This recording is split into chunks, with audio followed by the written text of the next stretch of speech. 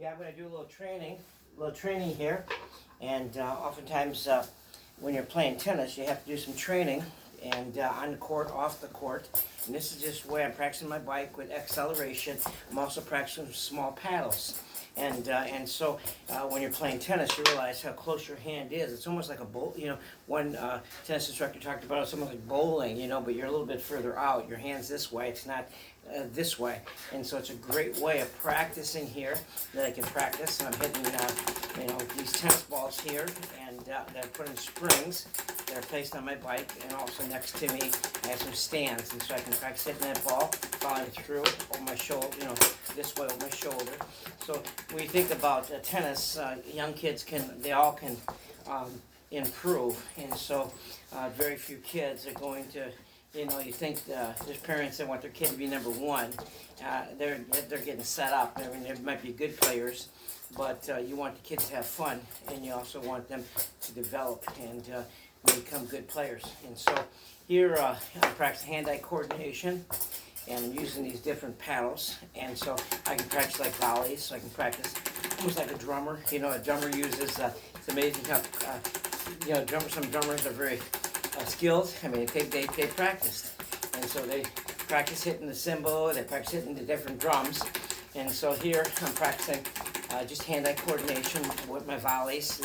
Practicing volleys, meeting that ball in front, hand-eye coordination, or I can practice forehands, and I can practice hitting with paddles. And so when you're hitting, think about your hand, okay, a paddle here like this. You put a tennis racket in your hand, and then you're heading further out, but the hand is still the same place. And so when you think about taking the tennis racket, which I have one right behind me, one of my many rackets, this is an old Dunlop, happen to pick that out. And so you see how far you're out now? You're farther out. When you're hitting, I'm in the laundry room, by the way. When you're hitting with with your hand, you're much closer. Put a paddle in your hand, and so you learn spacing, and so you learn how to use a racket in your hand. And so here I'm practicing both forehands. I like to practice ambidextrous. I like to practice my right hand. I like to practice my left hand. And I like to develop strength on both sides. It's almost like right brain, left brain. And so I can practice backhand this way if I want to. I can practice, like a sword. Think about practice like a sword. I know that there's some players, they start up high. I like to play high sometimes with my backhand. Sometimes I like to start high, come down low. And so I can practice my backhand here like this and bring it through. And so so I'm practicing both sides of my body, okay? And so I'm practicing building up strength, okay? So I can practice forehands, 2 forehands. If you're playing, wouldn't it be amazing that you're playing on the ad side and you hit a left-handed forehand? They serve to your right. They serve to your right side. You get a right-handed forehand. They serve to your left side. You get a left-handed forehand. So you can hit really down that line if you want to.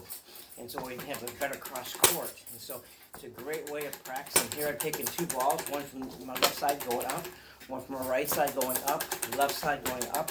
I have 2 set on this side. You might not be able to see it, but it's a great way of practicing hand-eye coordination. So I encourage you to practice, finding ways to train. If you notice I'm getting cardiovascular, I'm doing some exercising here, and then I'm also practicing with the hand-eye coordination here. And you got to be creative in your practice training and finding ways that you can practice at home. And this is one way I can practice. I mean, I'd like to be on the court all the time. It would be nice to play every day in nice weather, but we don't have that kind of climate here. We have different seasons.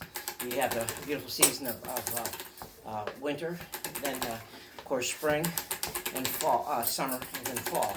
And so we have 4 different seasons. In some places it's warm all year round. You don't get that winter season like we do. And so here I'm practicing inside in my home, in my basement, in the laundry room. And so I'm practicing this way. And so it's just a great way of practicing. I hope that this is helpful, that you find ways that you can practice. All I did was, this is a bike exercise bike I have.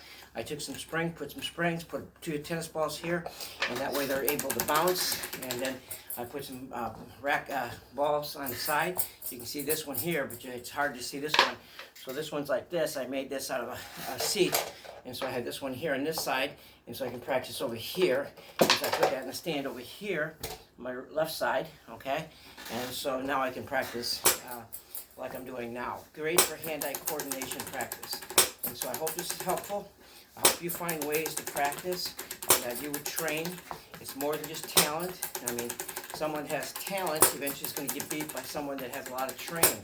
And not as much talent, but talent doesn't beat everything. Sometimes people with talent, they get by for a while, but so you need a talent, you have to train, you have to have discipline, determination, persistence, practice, and so a lot of virtue, a lot of character that goes into being so good at something. So it takes a lot of practice. A lot of times when I'm exercising like this, what I'll do as I train, I'll listen to some video, I'll listen to some good music, I'll listen to some good lecture. And so this is a great way of practicing. I hope you find this helpful and that you be creative in how you practice too.